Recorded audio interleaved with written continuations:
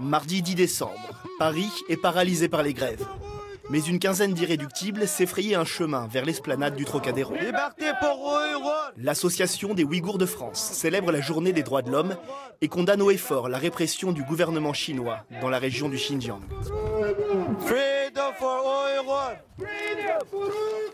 Une seule raison, c'est notre ethnie. C'est une seule raison, c'est que la terre, c'est à nous, c'est pour les Ouïghours. Tout d'abord, je commence avec « Vive la Turkestan orientale !»« Vive la Turkestan orientale !» Le Turkestan oriental, cet État rêvé dont ils brandissent le drapeau sous les yeux éberlués des touristes chinois. Une terre qu'ils ne reverront peut-être jamais, comme leurs familles d'ailleurs, avec lesquelles ils ont perdu contact. Moi personnellement, ça fait presque un an que j'ai pas eu de nouvelles, donc je n'arrive plus à contacter par téléphone ni par les réseaux sociaux. Donc je ne sais pas, ils sont vivants ou pas, ou dans un camp de concentration, aucune nouvelle d'eux. Ma mère, elle est rentrée au camp avril 2018, l'année dernière, et elle a ressorti avril 2019, un an après. Donc j'ai eu juste cette nouvelle, et à part ça, j'ai aucune nouvelle. Merdan Mehmet est l'un des porte-voix des Ouïghours de France. Bonjour. Cet informaticien a le statut de réfugié. Mais même à 8000 km de la capitale chinoise, l'œil de Pékin n'est jamais loin. La diaspora ouïghour est une communauté sous pression. On a eu de menaces par le gouvernement chinois. En France ? En France, voilà. Les policiers chinois qui demandaient d'envoyer des informations personnelles aux Ouïghours de France à eux. Après, des fois, ils demandent de l'espionnage entre eux. Pour mieux comprendre, Merdan nous emmène chez Gulbahar. Cette jeune Ouïghour, qui souhaite rester anonyme, vit à Paris depuis près de 10 ans et possède la nationalité française. Il y a quelques mois, sa mère, restée au Xinjiang, lui téléphone et la supplie de prendre contact avec la police. La première conversation commence par des questions insistantes.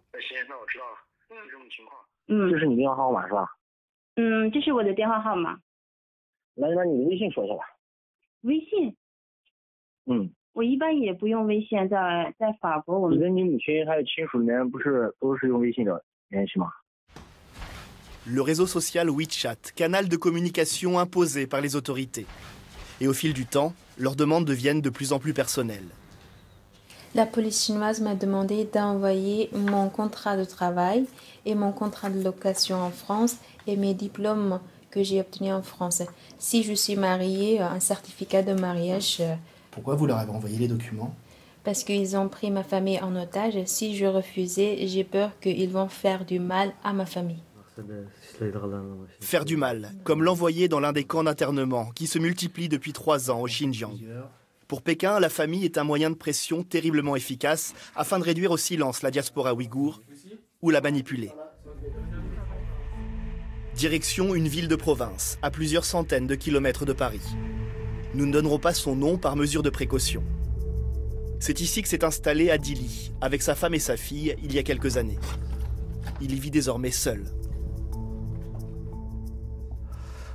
Cette photo a été prise 1 an avant que ma femme et ma fille disparaissent. C'était lors de l'anniversaire de ma fille. Cette disparition a eu lieu en 2017. La famille est victime d'un piège machiavélique tendu par le gouvernement chinois. Tout commence par un coup de téléphone reçu de la belle-mère d'Adili, restée au Xinjiang.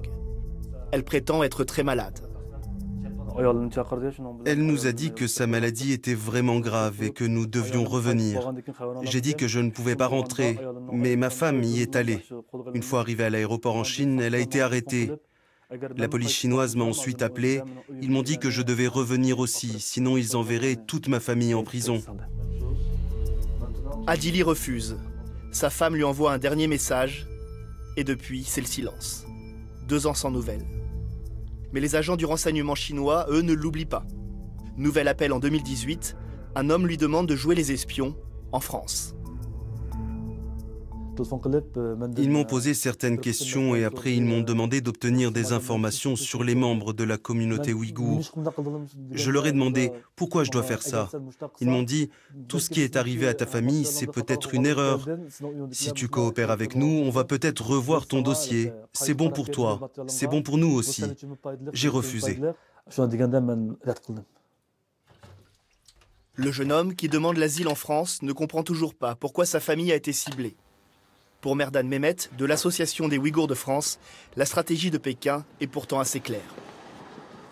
Le but du gouvernement chinois, c'est que les Ouïghours ne fassent plus confiance entre eux. Donc c'est à peu près ce qu'on est en train de passer dans le set de diaspora.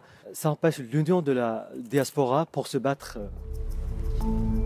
La paranoïa a gagné la plupart des Ouïghours d'Europe, qui préfèrent aujourd'hui faire profil bas.